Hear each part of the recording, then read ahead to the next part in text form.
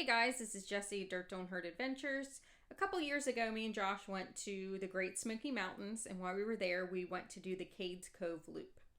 Cades Cove is an 11-mile, one-way road. It takes about 2 to 4 hours to complete. If you're going in the busy season, just be very patient and prepared. Bring some snacks and water with you because you're going to be there for the full 4 hours probably. But there's a ton of things to see along the way. Do you see how fast we're going right now? Do not expect to be going this fast. Maybe 5 miles an hour, but don't worry, there's tons to see along the way. The first stop is the John Oliver House.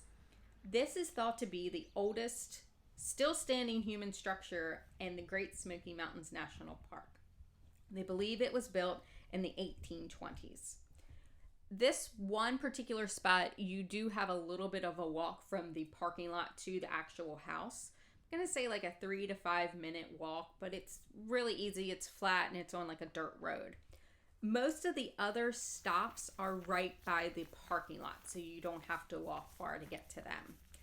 Now, with that said, we didn't get to see every single stop like we wanted to because the parking lots were full. So we probably missed out on 4 stops that we really did want to see, but it's a loop road. So if the parking lot's full, you just have to keep going. You can't just stop and wait. You could potentially go around the loop, and there are 2 roads that cut back through, but that meant we'd have to go back around the loop again, and which you don't know how long that's going to take. It just wasn't worth it to us. So if you do want to see every single stop, please get there early so you don't miss anything. You can bike this road. So on Wednesdays and Saturdays, they'll actually close Cades Cove to vehicles.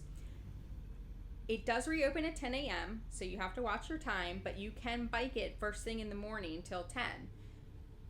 And if biking isn't your thing, you can go on a trail ride at the Cades Cove riding stables. You can pay to take a trail ride, or you can pay to take a horse-drawn carriage ride, which actually is kind of neat. I wish I would have known about that. We might have done the carriage ride.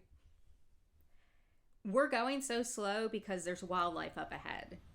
There's a bear out in this field, so basically everything stopped. As soon as anybody sees any type of wildlife on the loop, they stop. So be ready for that. There are some trails along the loop.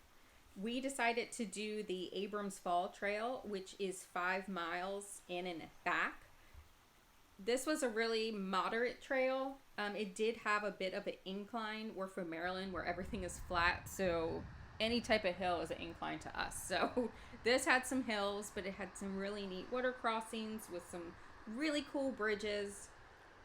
We really enjoyed this hike, but if you do have kids, I did see people with kids on it, but there are some really steep drop-offs on the trail, just so you're aware.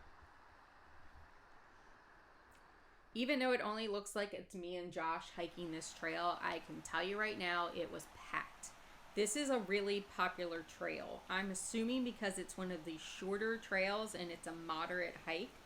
There's also Cooper Road Trail, which is 10.5 miles, and it's a moderate hike.